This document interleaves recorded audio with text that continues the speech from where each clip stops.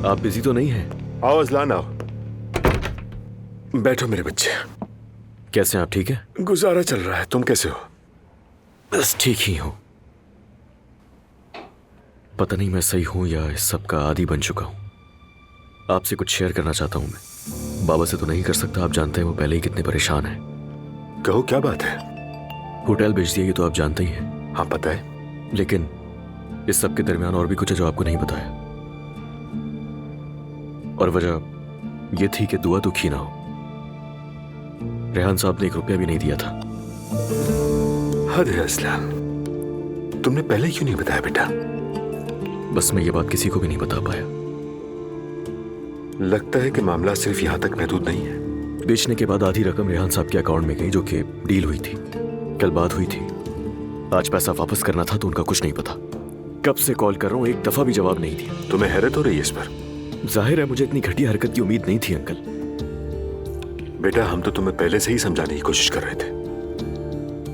मैं जानता हूं अंकल, जानता हूं आप लोग बिल्कुल सही थे, लेकिन बताएं कि करूं क्या मैं अब? वो आदमी दुआ का बाप है। अगर दुआ का बाप ना होता तो उसे गर्दन से पकड़ के सारा पैसा निकाल लेता। मगर मेरे पहले ही दुआ के साथ इतने सारे मसाइल चल रहे हैं कि उसे दुखी नहीं करना चाहता मैं। ठीक कह रहे हो असला। वैसे दुआ को भी पता है कि उसका बाप कैसा इंसान है, लेकिन बाप है तो ना छोड़ सकती है ना बदल सकती है। अब क्या करूं मैं? तुम कुछ नहीं करोगे, रुको, वेट करो। अगर किसी को बुरा बनना है तो मैं बनूंगा। आखिर दुआ प्रेग्नेंट है, उसे दुख नहीं देना। आपका बहुत शुक्रिया। तो क्या है आपके जहन में? पहले मैं रेहान के तमाम बैंक अकाउंट्स में लॉक लगवाऊंगा। वकील जल्दी ये काम कर देगा। तुम्हारा नाम कहीं नहीं आएगा, फिक्र ना करो। आपका बहुत शुक्रिया। लेकिन मुझे भी एक छोटा सा काम है, जाना पड़ेगा, जरा अर्जेंट है। रास्ते में वकील से मिलता हुआ जाऊंगा, परेशान ना होना, ठीक है? समझ गया मैं। अल्लाह हाफिज। अल्लाह हाफिज, ख्याल रखना बेटा। हटाओ ये नकाब।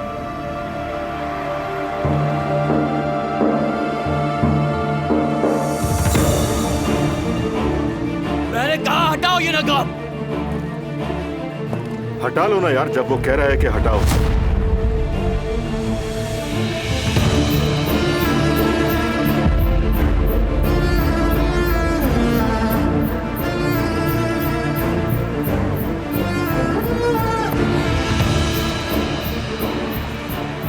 हमीदी ताशान का बेटा है ये,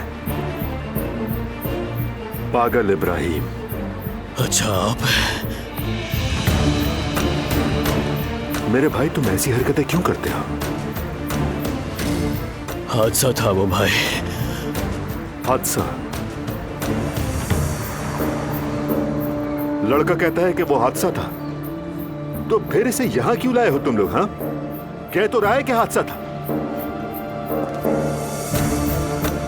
तो हादसा हुआ था, चलो मान लिया। इब्राहिम भाई, भाई अगर हादसा हुआ था तो तुमने हमें उस हादसे की खबर क्यों नहीं दी मेरे भाई?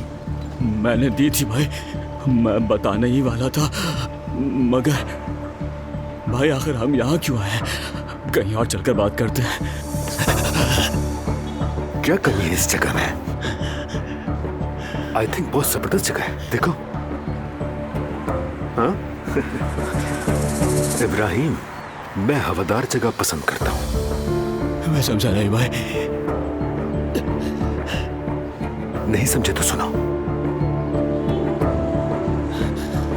मैंने सुना कि तुमने मेरी भतीजी नूर को खिड़की से फेंक दिया था। मैंने कुछ नहीं किया भाई, वो खुद कूदी थी। तू देखो कैसी उल्टी बात कर रहा है। तो ये इत्तेफाक तुम्हारे साथ हुआ? हाँ? भाई मेरा यकीन करे, वो खुद कूदी थी।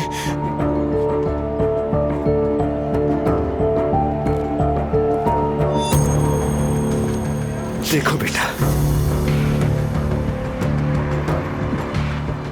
पहले खुद एक फैसला करो, याद करो, हादसा हुआ था या वो खुद कूद गई थी या फिर तुमने फेंका था? हादसा हुआ था मेरे भाई। चलो कम से कम तुमने फैसला तो कर लिया इब्राहिम, ये भी गनीमत है। लेकिन क्या करूं, तुम्हारे लिए ये काफी नहीं। अब हम सब सबक की तरफ आएंगे। मेरे शेर दिल भाई, सुना है तुम रातों में काफी उड़ते हो, हाँ? चलो देखते हैं कि तुम यहाँ भी उड़ सकते हो या नहीं। चलो हम भी तो देखे ना अपने भाई की उड़। आ जाओ मेरे बच्चे, आ जाओ, आ जाओ। तुम्हारे उड़ने का वक्त आ गया है मेरे भाई। अरे डरो नहीं, आ जाओ, आ जाओ, आ जाओ। प्लीज मुझे जाने दे भाई। अरे तुम तो डर रहे हो। भाई प्लीज।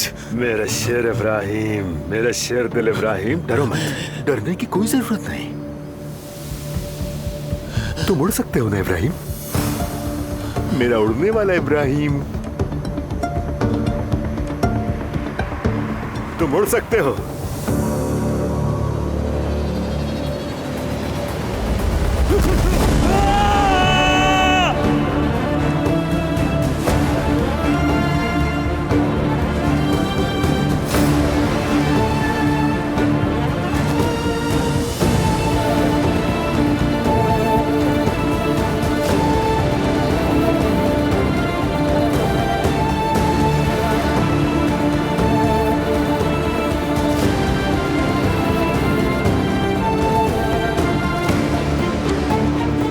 शायद तुमसे अच्छा कोई नहीं उड़ सकता।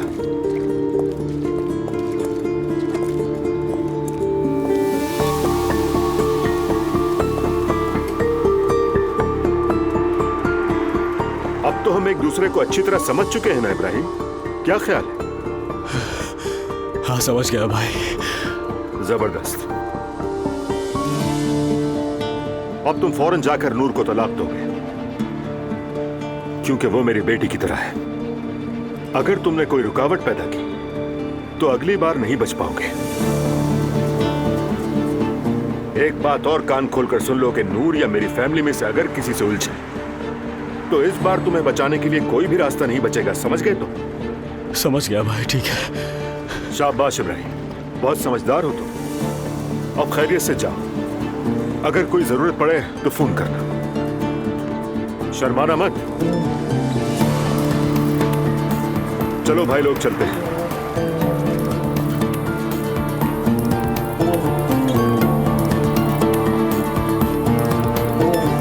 अस्सलाम वालेकुम उमर। वालेकुम अस्सलाम भाई। मुझे जो करना था कर दिया।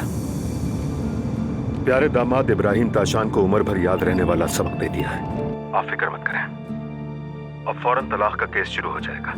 लेकिन उससे पहले नूर को केस के लिए वकालतनामा देना होगा। शुक्रिया उमर। कोई बात नहीं भाई, नूर आखिर मेरी भी बेटी की तरह है। अगर कोई नूर को ढूंढ ले तो वकालतनामा भी ले आएंगे।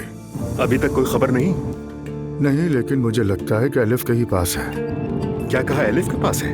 हाँ बिल्कुल, जैनब साहिबा के अपार्टमेंट में। मुझे नहीं लगता कि जैनब को इसकी खबर होगी भाई।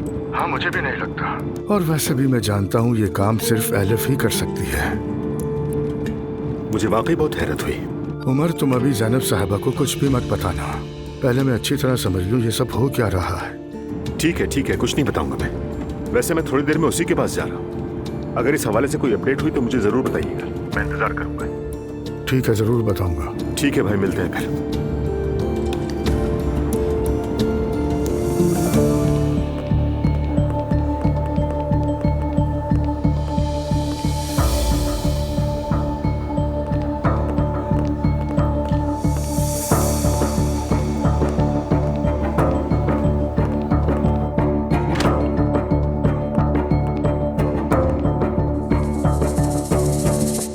दामाद समझकर सीने से लगाया मैंने, और चोरी छुपे ये इस तरह की हरकतें करना जेब देती हैं तुम्हें?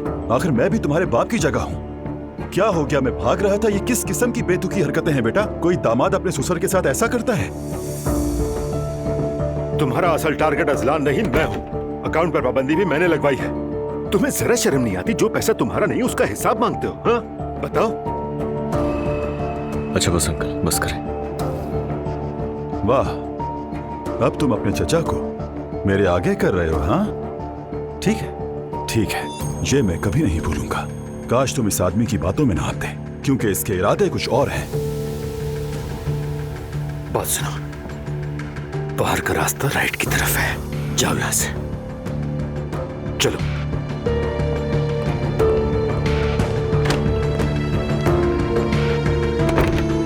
किस कदर का बेशर्म आदमी है।